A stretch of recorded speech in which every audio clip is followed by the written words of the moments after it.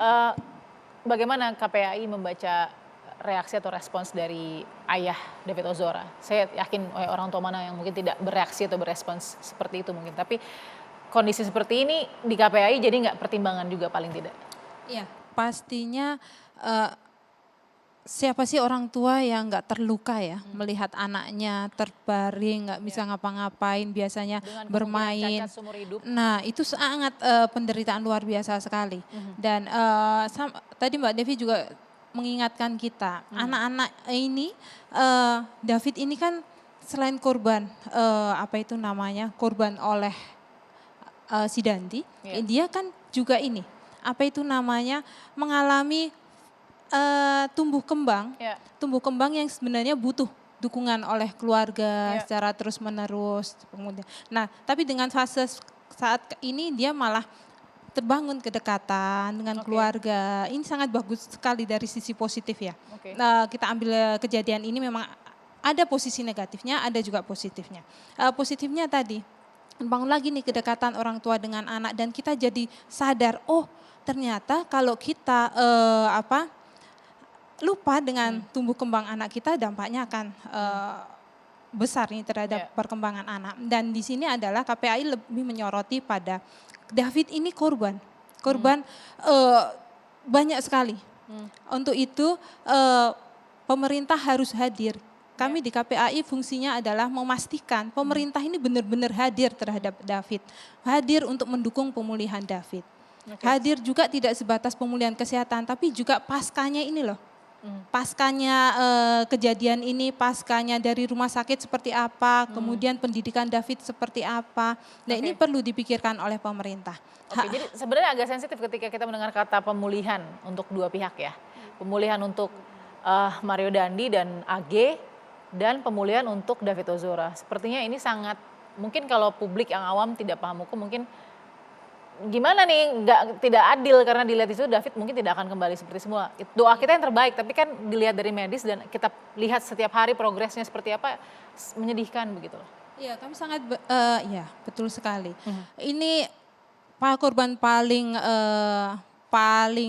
parah ini kan memang David ya. Jadi pemulihannya memang.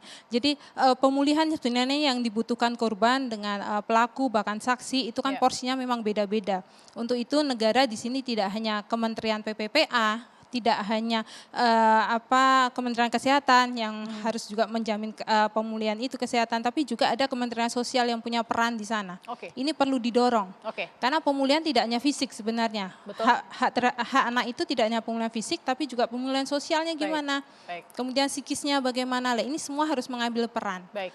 Kita akan bahas itu ke Mbak Irma juga, tapi saya penasaran nih Uni, kenapa? Karena dari tuntutan 4 tahun penjara yang dijatuhkan kepada AG ini bisa nggak berkurang atau mungkin bertambah dan faktornya apa kalau memang bisa? Iya, kemungkinan bisa bertambah ada, kemungkinan bisa berkurang juga. Pertama kita harus melihat di sini, kenapa kita harus berfokus melakukan pembalasan kepada AG, itu dulu yang kita lihat. Ini kan pasal yang digunakan itu penganiayaan berat, ada pasal penyertaan. Di mana fungsinya AG di sini, kerjasamanya dia dengan pelaku adalah seolah-olah dia membujuk melakukan tindak pidana. Nah seberapa perbuatan itu dia lakukan, bagaimana dia melakukan, apakah karena memang bujukannya yang mengakibatkan si pelaku melakukan kekerasan itu kan nanti yang membuat apakah itu bisa meringankan atau tidak. Kalau dia hanya mengatakan saya mengalami ini oleh si ini. Kemudian bagaimana kan yang dia bujuk orang dewasa itu. Jadi anak membujuk orang dewasa. Apa iya orang dewasa secepat itu terpengaruh. Jadi letak masalahnya itu ada di dewasanya atau si anak ini. Kalau orang dewasa yang berpikir dengan baik dan bijaksana, tentu dia tidak akan seperti itu masih melakukan tindakan itu. Jadi maaf Uni, asesmen psikologi Mario berpengaruh nggak? Ketika misalkan hasilnya ternyata dia tidak seperti umurnya, lebih karena Mario dewasa, karena Mario dewasa, dia pakai tindak pidana umum. Selama dia memenuhi unsur melakukan tindak pidana itu dan tidak ada alasan pemaaf atau alasan pembenar dia melakukan itu, dia dianggap sebagai orang yang biasa. Asesmen terhadap dia tidak berpengaruh untuk memperberat atau mengurang. Tapi kalau anak memang berpengaruh. Nah tadi, apakah kata-kata dia ini pemicunya sebegitunya orang harus melakukan tindak pidana itu, dan apakah ada ketakutan dari AG untuk melarang orang melakukan itu? Nah ini kan yang kita tidak tahu bagaimana pembuktian di persidangan itu. Kita kan tidak mendengar bagaimana pembuktian itu. Jadi apakah bisa meringankan? Bisa kalau ternyata yang dia sampaikan cuma sebatas apa dan apakah itu berpengaruh atau tidak terhadap kelakuan yang dilakukan perbuatan yang dilakukan oleh si M gitu ya. Tapi kalau seandainya memang itu sangat membujuk, itu dapat menggerakkan orang dan orang yang digerakkannya itu memang bisa tergerak dengan apa yang dia katakan. Nah itu kan nanti mungkin bisa sama dengan tuntutan, bisa juga lebih. Nah kalau lebih itu biasanya di dalam undang-undang itu di pasal 79 dikatakan yang pertama tadi yang dia lakukan itu adalah tindak pidana berat. Ya. Tapi apakah dia pelaku utamanya, apakah membujuk ataukah dia suruh melakukan atau ikut serta itu nanti kan tergantung dari pembuktiannya atau dakwaan yang didakwakan. Yang kedua, tindak pidana yang disertai dengan kekerasan. Itu bisa menjadi maksimal ya, ancamannya 6 tahun tadi itu ya. Yang ketiga, tindakan dia itu membahayakan masyarakat.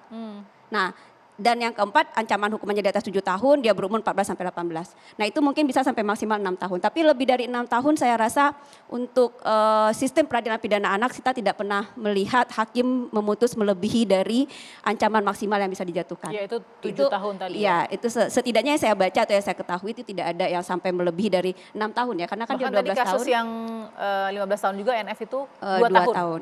Iya. Fonisnya. Gitu. Jadi kalau menurut saya 6 tahun itu memang sudah bagi anak ya, ini bagi anak loh. Bagi anak itu cukup berat. Tapi kalau bagi Mario sendiri pelaku yang benar-benar melakukan sebagai player, nah mungkin itu bisa kita bicara lain. Gitu. Oke, kita akan sambung lagi di Perempuan Bicara. Masih Mbak Irma banyak pertanyaan nih ke Mbak Irma juga soal psikologi dari AG ya setelah mendengar tuntutan ini. Sesaat lagi di Perempuan Bicara.